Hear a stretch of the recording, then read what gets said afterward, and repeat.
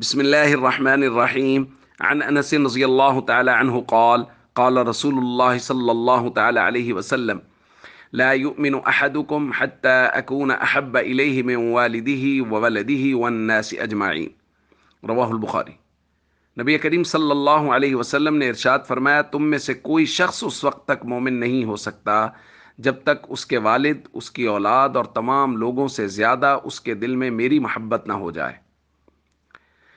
دوستو، نبی کریم صلی اللہ علیہ وسلم سے محبت یہ ایمان کا لازمی حصہ ہے، بلکہ کہیے کہ وہ ایمان کا معیار ہے۔ اگر کسی کے دل میں نبی کریم صلی اللہ علیہ وسلم سے محبت نہیں ہے یا سب سے زیادہ محبت حضور سے نہیں ہے تو وہ شخص مسلمان نہیں ہے۔ اور یہ ایک فطری اصول ہے کہ انسان جس سے محبت کرتا ہے اس کے بارے میں نازیبا جملہ نہیں سن سکتا، اور جن سے سب سے زیادہ محبت کا حکم ہے ان کے بارے میں تو قطعاً کوئی بھی شخص، کوئی بھی مسلمان نازیبا جملہ نہیں سن سکتا۔ یہی وجہ ہے کہ اللہ تعالیٰ نے یہ بھی یہی قانون بنایا، اسی فطرت کے تحت، کیونکہ فطرت بھی اللہ ہی نے بنائی ہے،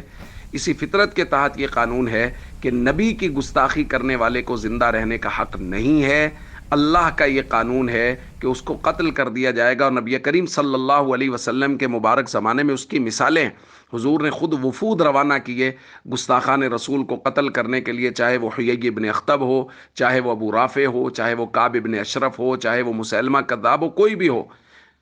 ان سب کی سزا جو تجویز کی گئی اللہ کے قانون کے مطابق وہ یہ ہے کہ ان سب کا سر تن سے جدا کر دیا جائے، ان کو قتل کر دیا جائے، زندہ رہنے کا حق نہیں ہے۔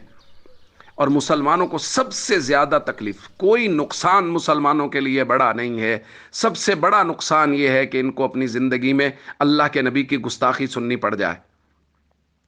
جو کچھ بھارت میں ہوا اس کی وجہ سے پوری امت بے چین ہے، دل زخمی ہے، ہر شخص پریشان ہے۔ ایک تو اس میں یہ بات ذہن میں رکھیں کہ ہر شخص کا یہ عزم ہونا چاہیے کہ اگر ہمارے ہاتھ ان کے گلوں تک پہنچ جائیں جو لوگ نبی کریم صلی اللہ علیہ وسلم کی گستاخی کر رہے ہیں، تو ہم لوگ ان سے انتقام لیں۔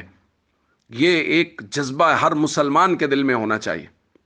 اور باقی اس کے علاوہ جو ہم کر سکتے ہیں، چونکہ ہمارے ہاتھ ان تک نہیں پہنچ سکتے، وہ ہم سے دور ہیں، اس لیے ہم سب کو چاہیے کہ ہم احتجاج ریکارڈ کرائیں اور زیادہ سے زیادہ کوشش کریں کہ یہ آواز، اور نبی کریم صلی اللہ علیہ وسلم کی رحمت کے پہلو کو اجاگر کریں، اور دنیا کے سامنے اس بات کو رکھیں کہ یہ لوگ جن کے بارے میں بات کر رہے ہیں انہی کی رحمت کے صدقے، انہی کے اللہ رب العزت کا جو ان پر کرم ہے اور اللہ رب العزت کی جو ان سے محبت ہے، اسی کی وجہ سے یہ لوگ بھی بچے ہوئے ہیں۔ اس لیے ہم سب کو چاہیے نبی کریم صلی اللہ علیہ وسلم سے کامل محبت رکھیں، اور ہمیشہ دل میں یہ جذبہ رکھیں کہ جب بھی اللہ ہمیں موقع دیں گے ہم ان گستاخوں کو لگام ضرور ڈالیں گے۔ السلام علیکم ورحمۃ اللہ وبرکاتہ۔